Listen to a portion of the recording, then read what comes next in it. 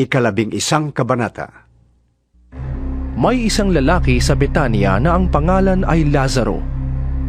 Kasama niya sa bahay ang kaniyang mga kapatid na sina Maria at Marta. Si Maria ang nagbuhos ng pabango sa paa ng Panginoon at pagkatapos ay pinunasan iyon ng kaniyang buhok. Nagkasakit si Lazaro, kaya't nagpasabi kay Jesus ang magkapatid.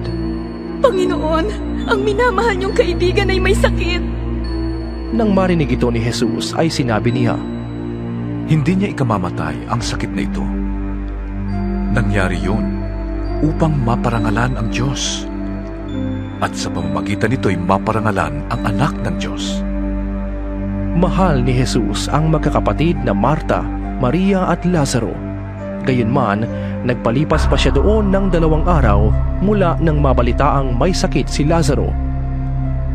Pagkatapos, sinabi niya sa kaniyang mga alagad, Magbalik tayo sa Judea. Guro, sagot ng mga alagad, Hindi po ba't kamakailan lamang ay pinagtangkaan kayong batuhin ng mga pinuno ng mga Hudyo? Bakit pupunta na naman kayo doon? Sinabi ni Jesus, Hindi ba may 12 oras sa maghapon? Hindi matitisod ang lumalakad kung araw, sapagkat nakikita niya ang nagbibigay liwanag sa daigdig na ito. Subalit natitisod ang lumalakad kung gabi, sapagkat wala na siyang liwanag. idinugtong pa ni Jesus, Natutulog ang kaibigan nating si Lazaro. Pupunta ako upang gisingin siya. Panginoon, kung natutulog lang po siya, ay gagaling siya. tugon ng mga alagad. Ang ibig sabihin ni Jesus ay patay na si Lazaro, ngunit ang akala ng mga alagad ay talagang natutulog lamang ito. Dahil dito'y tuwirang sinabi ni Jesus, Patay na si Lazaro.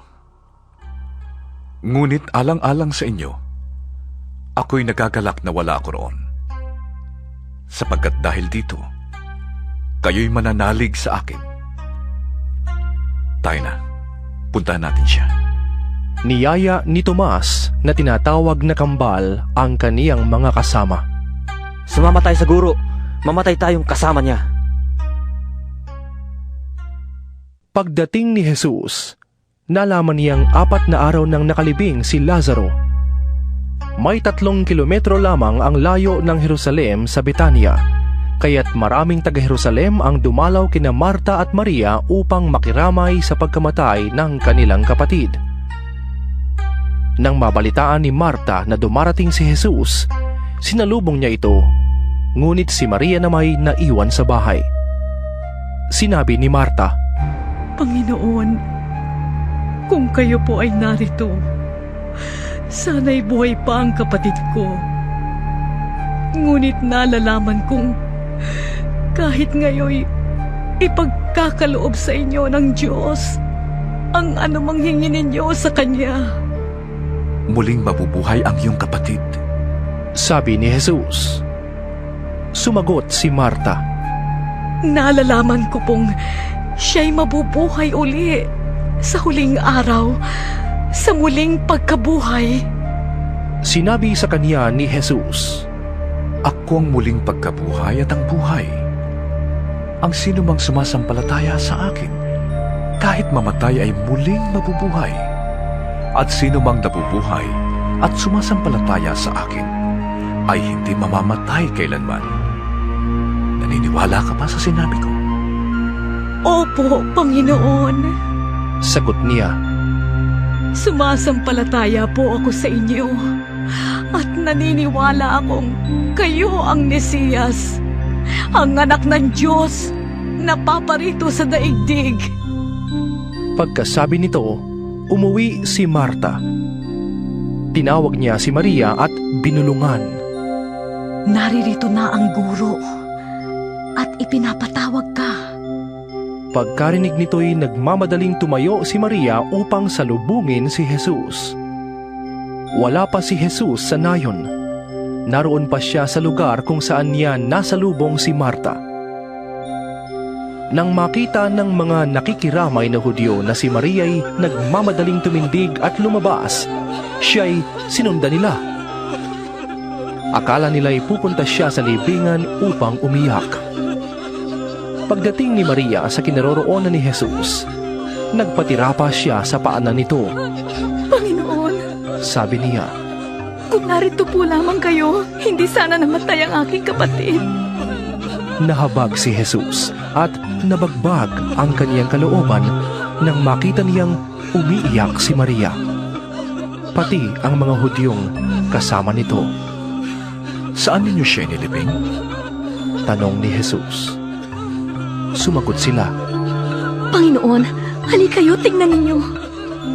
Umiyak si Jesus. Kaya't sinabi ng mga Hudyo, Talagang mahal na mahal niya si Lazaro. sinabi naman ng ilan, Napagaling niya ang bulag. Bakit hindi niya nahadlangan ang pagkamatay ni Lazaro? muling nabagbag ang loob ni Jesus pagdating sa libingan. Ito'y isang yungib na natatakpan ng malaking bato. Alisin ninyo ang bato. Sabi ni Jesus. Sumagot si Marta na kapatid ng namatay. Panginoon, nangangamoy na po siya ngayon. 4 na araw na siyang patay. Sinabi ni Jesus.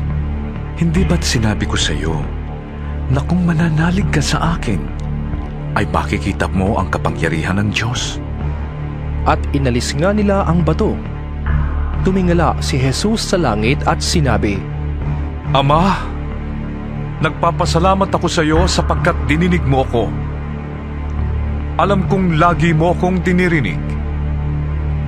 Ngunit sinasabi ko ito dahil sa mga taong naririto, upang maniwala silang ikaw ang nagsugo sa akin. Pagkasabi nito ay sumigaw siya. Lazaro! Lumabas ka! Lumabas nga si Lazaro na nababalot ng bendang panlibing ang mga kamay at paa at may nakatakip na panyo sa mukha. Sinabi ni Jesus sa kanila, Kalagan ninyo siya at nang makalaya. Marami sa mga Hudyong dumalaw kina Maria ang nakakita sa ginawa ni Jesus at nanalig sila sa kaniya. Ngunit may ilan sa kanila na pumunta sa mga Pariseo at ibinalita ang ginawa ni Jesus. Kaya't tinipon ng mga punong pari ng mga Hudyo at mga Pariseo ang mga kagawad ng Sanedrin